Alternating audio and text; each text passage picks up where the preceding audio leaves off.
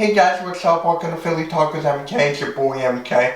Just a quick reminder for you guys to hit that subscribe button, hit the notification bell, so when I upload and it'll go live, you'll be instantly notified. Smash that like button, help me rank up on YouTube, guys. It takes 1 second. Smash that thumbs up button. It goes a long way. Follow me on Twitter and Instagram down below in the description.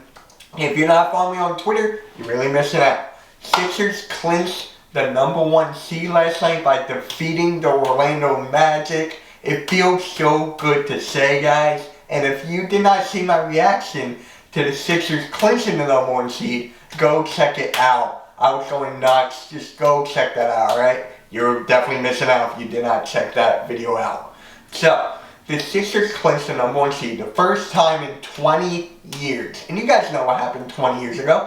Allen Iverson stepped over Tyronn Lue in the NBA Finals of Game 1. Then the Sixers lost 4-1 to the LA Lakers, Kobe Bryant, rest in peace, and Shaquille O'Neal. And then we had to go through the process years, guys. The process years of being a Sixers fan was hell. It was hell. Like, all these players being bad, losing games on purpose, tanking, having the NBA get involved, and then having to bring in Colangelo, and then just all the coaches and stuff. Guys, it was hell. Let me read you the records, okay? It all started in like the 2012-2013 season. 34-58, or 34-48, 19-63, 18-64, 10-72. And then 28-54. And then after that, they were getting winning records and then going to the playoffs and all that nonsense.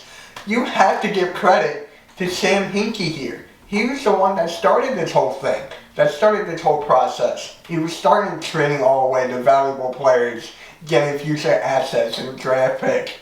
That is how you rebuild your franchise. And did it work, guys?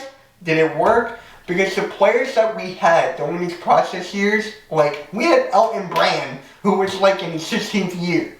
We had Elton Brand, we had Christian Wood, who was on the G League team, we had Jeremy Grant, we had all of these bad guys, or young guys, and then we were able to flip them for more draft picks, and then just going up from there.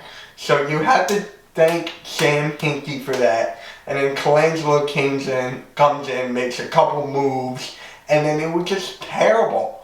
From that point on, it was just like lose after lose after lose after loss after loss after loss after loss. It was just like, dude, enough is enough. And then when we drafted Joel Embiid, he was not able to come in right away. He had an injury, like a foot injury, and then whenever he came on that court, he was so dominant for the Sixers. Whenever he was on the court during that time, the Sixers were the best defensive team whenever Joel Embiid was on that court. He was the start of the process. And then we got Ben Simmons, and then he had to wait because of injuries and whatnot, and then it just went up from there. Like, we drafted Jahlil Okafor, Michael Carter-Williams, who won Rookie of the Year, then we traded him away. We drafted Nerlens Noel, who was injured. Like, we were drafting all these injury-prone guys, and no one wanted them because of their injury. But then we would just, like, keep on flipping them when they were good, like their highest potential, and then flipping them for more draft picks.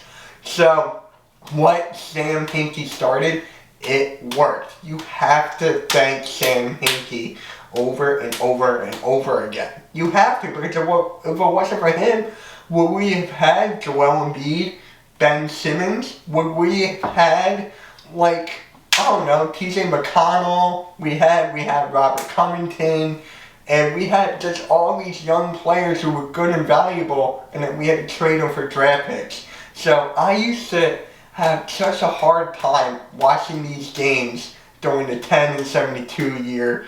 Like, these players, guys, were so young. They did not have any experience. There was no vets. We were just going to lose games, lose after loss after loss, etc. And, guys, it's just so hard. And now being here, the first seed, and having every single team have to go through Philly, Wells Fargo Center in order to advance because we got home court advantage with that first overall seed, which is great. Now we have an easy road to the finals, hopefully.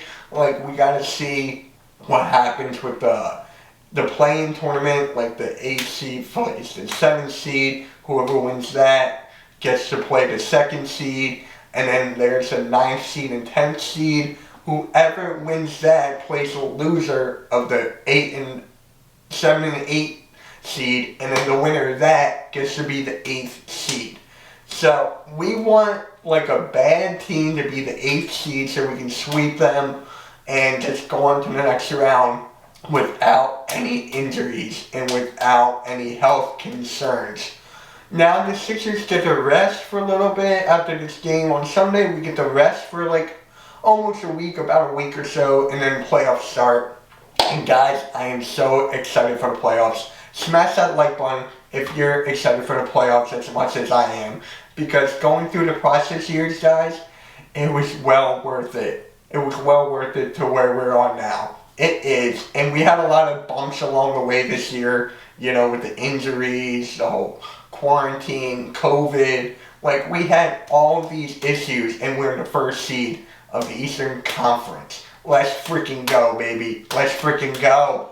Alright, subscribe, hit the notification bell, smash that like button, follow me on Twitter and Instagram, and yeah, MK out.